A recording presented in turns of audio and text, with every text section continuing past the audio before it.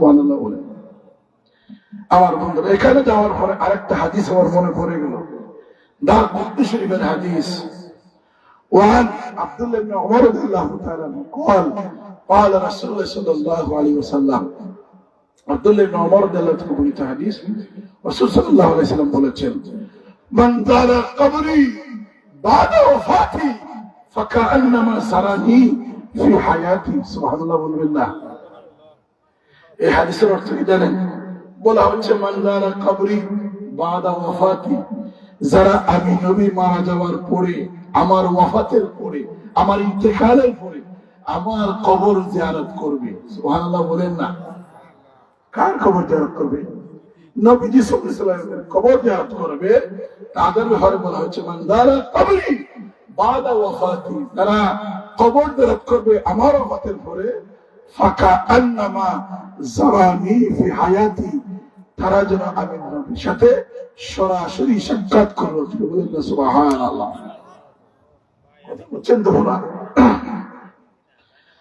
আল্লাহর হাবিব বলেন, ও পৃথিবীর মানুষেরা শুনে রাখো, তোমরা যারা 1500 বছর পর, 1400 বছর পর, অথবা 2000 বছর পরে, অথবা কিয়ামতের পূর্বে হলো যারা আমি নবীর রওজার সামনে এসে হাজিরা দিবে, আর আমার কবরের সামনে যখন এসে আমার জিয়ারত করবে, সালাতু আসসালামু আলাইকা ইয়া রাসূলুল্লাহ, আসসালাতু আসসালামু আলাইকা ইয়া হাবিবাল্লাহ বলে আমাকে সালাম দেবে, আমার কবর জিয়ারত করবে।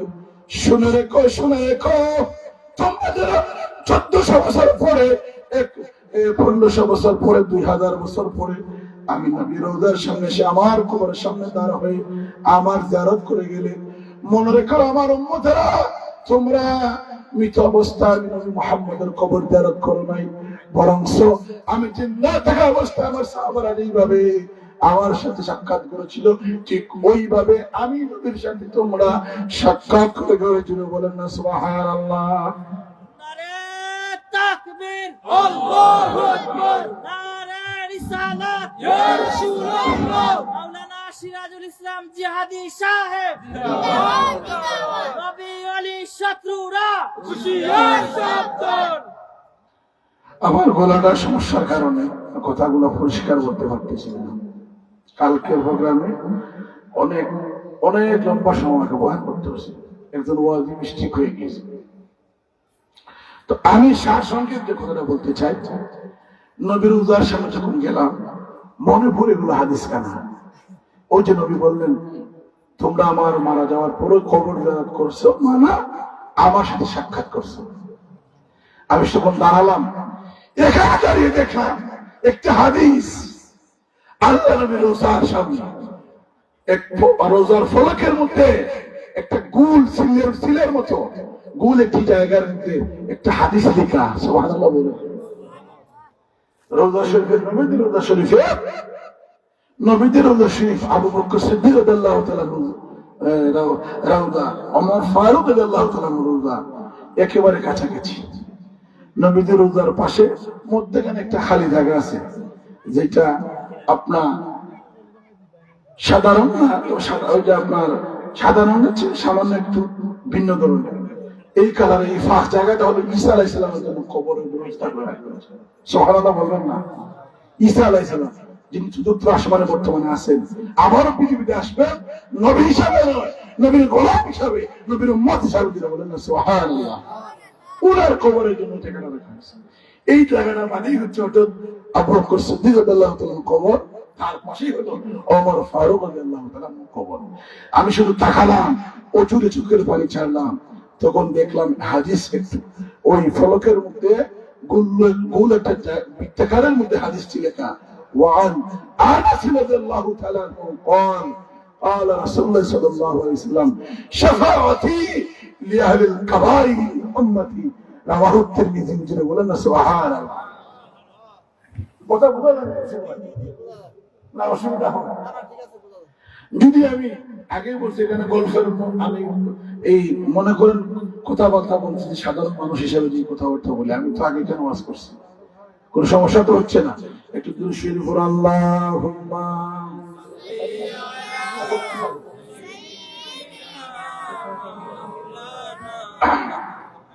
وعلى آله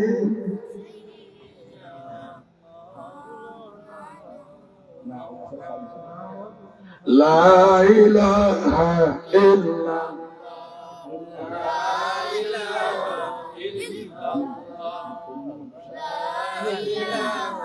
إلا الله جري لا إله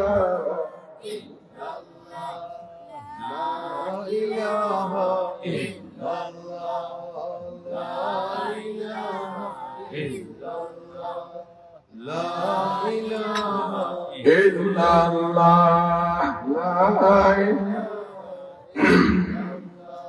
محترم حاضرين الكرام যে কথাগুলো বলতেছিলাম যে আল্লাহ রাসূলের একটি হাদিস লেখা পেলাম এখানে লেখা আছে রাসূলুল্লাহর রওজা আতহারের মধ্যে একটি ফলকের মধ্যে রাসূলের রওজার ফলকের মধ্যে স্পষ্ট দেখা যাচ্ছে যেখানে লেখা আছে ওয়ান আনাস রাদিয়াল্লাহু তাআলা আনহু قال আনাস রাসূল পাক সেই সাহাবা যিনি দীর্ঘ 10 বছর আল্লাহর নবীর খিদমত করেছেন সুবহানাল্লাহ বলেন দীর্ঘ 10 বছর যেই ব্যক্তি আল্লাহ রাসূলের খিদমত করছে উনি রাসূলকে যতটুকু চিনবেন আমরা কি ততটুকু চিনব উনি চিনার মতো চিনেছেন সেই সাহাবা থেকে হাদিস কান আসছে وعن انس رضي الله تعالى عنه قال قال رسول الله صلى الله عليه وسلم شفاعتي لاهل الكبائر من امتي বলেন সুবহানাল্লাহ এই হাদিসটা পড়ে আমার চোখ দিয়ে পানি এসেছিল কেন আসলো তার কারণটা আমি বলি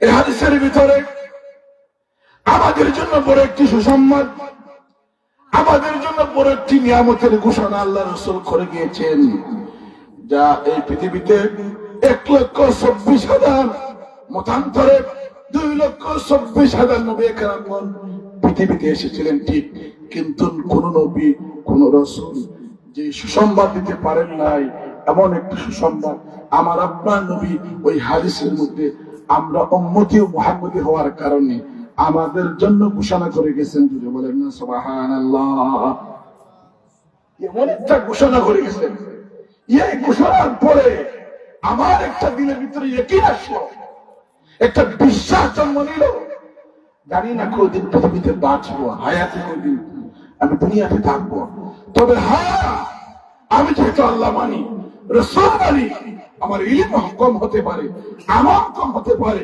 আমি যেহেতু শিরক করি না আমি বিশ্বাস করি ইনশাআল্লাহ রাসূলের এই হাদিসের কথা পরে বলবো যে হাদিসকে সামনে রেখে আমার তখন বিশ্বাস পয়দা হলো একদিন না একদিন আমার নবীর উসিলায় আমি জান্নাতে যাব ইনশাআল্লাহ তুমি বলুন আমরা সবাই জান্নাতে যাব বলুন ইনশাআল্লাহ মুহতারাম হাজিরিন এই হাদিসটি কি ওয়ান আনাস রাদিয়াল্লাহু তাআলা আনহু قال আনাস রাদিয়াল্লাহু তাআলা আনহু বলেন قال রাসূলুল্লাহ সাল্লাল্লাহু আলাইহি সাল্লাম আল্লাহ রাসূল সাল্লাল্লাহু আলাইহি ওয়াসাল্লাম বলেছেন শাফাআতি লিআহলিল কাবাইর মিন উম্মতি আমাদের উম্মতের ভিতর যদি কেউ কবিরা গুনাহ করে ফেলে তারপরেও আমি নবী সুপারিশ করে জান্নাতে নিতে পারবো যদি বলেন সুবহানাল্লাহ কথা বুঝতেছেন আল্লাহ পাক কিয়ামতের দিন শাফাআতে কুবরা যে শাফায়াত সবচেয়ে বড় শাফায়াত সেই শাফায়াত করবেন আল্লাহ রাসূল সাল্লাল্লাহু আলাইহি ওয়াসাল্লাম এছাড়াও আরো অনেক বস্তু শাফায়াত করতে পারবে যেমন যারা সূরা মুলক পড়েন প্রতিদিন রাতে ঘুমাই বেড়াবে সূরা মুলক করেন না যারা সূরা মুলক তেলাওয়াত করেন এই সূরা সম্পর্কে কোরআন শরীফে আসছে এই সূরা শাফায়াত করে যারা প্রতিদিন কোরআন শরীফে 29 পারা প্রথম সূরা সূরাতুল মুলক সম্পর্কে আসছে একটা হাদিস ইন্না সূরাতাম মিন কিতাবিল্লাহ বলেন কোরআন শরীফের এমন একটি সূরা আছে ইন্না সূরাতাম মিন কিতাবিল্লাহ কোরআন হাকিমের মধ্যে এমন একটি সূরা রয়েছে মা হিয়া সালাসুনা আয়াতুন যার আয়াতের সংখ্যা হলো 30টি কয়টি 30টি আয়াত যে ব্যক্তি এই আয়াতগুলো প্রতিদিন রাতে ঘুমানোর আগে তেলাওয়াত করবে বলা হয়েছে ফাহারাজাতুন নারী ওয়া শাফাআত লিরাজুলিন ইয়াউমাল কিয়ামা যে ব্যক্তি প্রতিদিন এই 30টা আয়াত সূরা মুলকের 30টা আয়াত ঘুমানোর আগে তেলাওয়াত করবে, হাদিসে আসছে শাফাআত লিরাজুলিন, ওই ব্যক্তিকে ওই সূরা সুপারিশ করবে। সুবহানাল্লাহ বলেন। ইয়াউমাল কিয়ামা, কিয়ামতের দিন। ফাআখরাজাতহু মিনান নার, তাকে জাহান্নাম থেকে বের করে নিয়ে আসবে। এই সূরা মুলক। আর ওয়াদখালাতহুমুল জান্নাহ, জান্নাতের ভিতরে ঢুকিয়ে ছাড়বে। সুবহানাল্লাহ বলেন না। মুহতারাম হাজিরিন কিরাম, এখন তো আমাদের সামনে আবার সবে শাবান মাস আসছে না? একেবারে আমাদের অতি নিকটে শাবান মাস। শাবান মাসের সেই রাত্রি ইবাদতের মধ্যে কাটাতে রাজি আছে কিনা নাই? কথা বলা রাজি আছে কিনা নাই? এই রাত্রি সম্পর্কে আলী রাদিয়াল্লাহু তাআলা হাদিস, উনি দেখবেন লামাযহাবিরা এমন দ্বারা বাড়ছে। লামাযহাবিরা আছে কিনা নাই? এক গুরু বাইরে মুকাল্লিদ লামাযহাবি, তারা মাযহাব মানে না, তারা বলে শবে বরাত আবার কি, যারা বলে না নাউযুবিল্লাহ। অত শবে বরাত সম্পর্কে সহিহ হাদিস আছে, তিরমিজি শরীফের হাদিস। সহিহ হাদিস থাকা সত্ত্বেও সেই তিরমিজি শরীফের হাদিসকে বলে মনগড়া বানোয়াট হাদিস, যারা বলে না নাউযুবিল্লাহ মিন যালিক। ওয়ান আলী রাদিয়াল্লাহু তাআলা قال قال رسول الله صلى الله عليه وسلم, আলী রাদিয়াল্লাহু তাআলা বলেন যে আল্লাহ রাসূল সাল্লাল্লাহু আলাইহি ওয়াসাল্লাম বলেছেন শবে বরাত সম্পর্কে, ইযা কানাত লাইলাতুন নিসফু মিন শাবান ফাকুমু লাইলাহা ওয়াসুমু নাহারাহা ফাইন্নাল্লাহ তাআলা ইয়ানজিলু ফিহা লিগুরুবি শামসি ইলা সামাই দুনিয়া হাল মিন মুস্তাগফিরিন ফাগফির লাহু হাল মিন মুবতালা ফাওয়াফি হাল মিন মুস্তারজিকিন ফারযুকহু হাল মিন মুবতালা ফাওয়াফি আলা কাযা আলা কাযা হাত্তা মাতলাইল ফাজর। বলুন সুবহানাল্লাহ। রাওয়াহু তিরমিজি, তিরমিজি শরীফের হাদিস।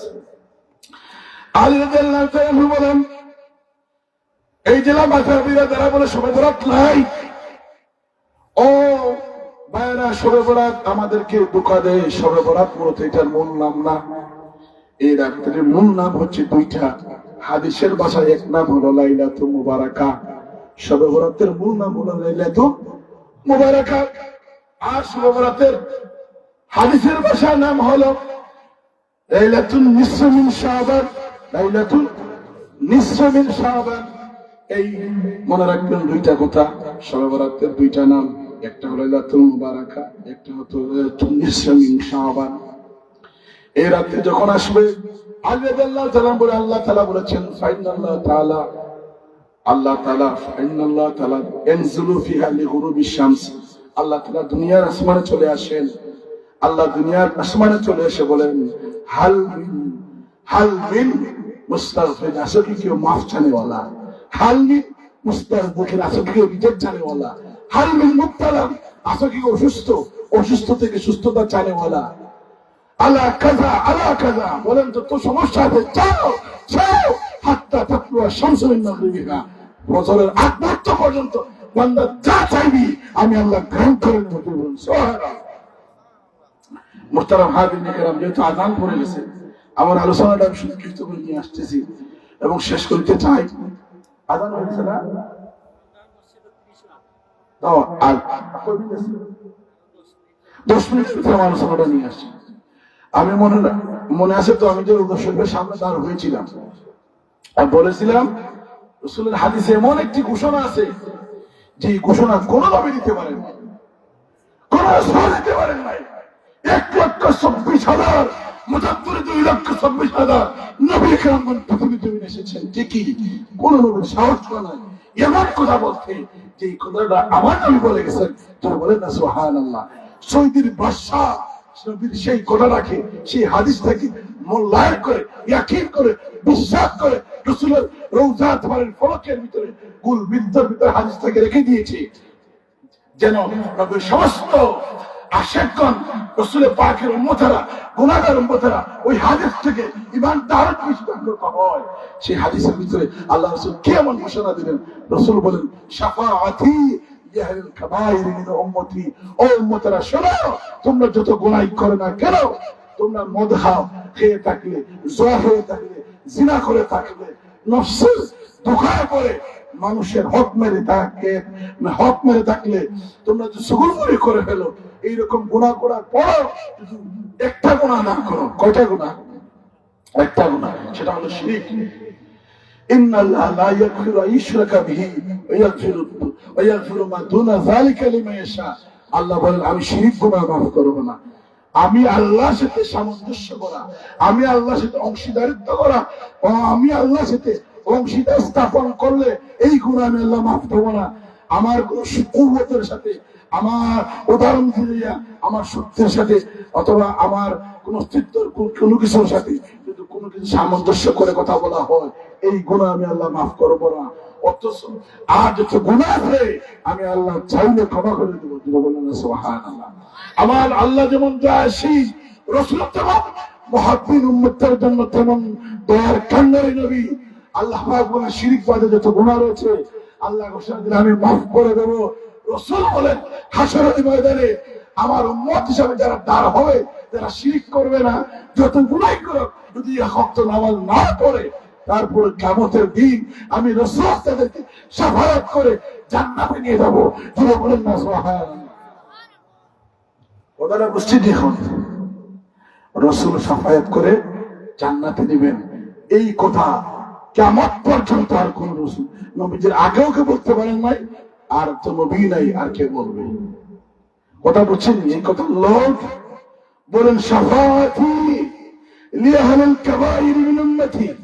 আমার উম্মত, তুমি যদি ঘুষ খেয়ে থাকো, তুমি যদি সুদ খেয়ে থাকো, কোন কারণে তুমি এগুলা তওবা করে দুনিয়াতে আসতে পারো নাই, কিন্তু তোমার ভিতরে তাওহীদ ছিল, আল্লাহর সাথে শরীক করো নাই, শিরিক করো নাই, এত গুনাহ নিয়ে খবর এসেছো, হাসরের মাঠে যখন দাঁড় হবে আমি রাসূল যখন শাফাআত শুরু করে দেব, এটা তোমাদের ভিতরে যদি শিরিক না দেখে আমি রাসূল ডাক দিয়ে আমার জুব্বার ভিতরে ঢুকাবো।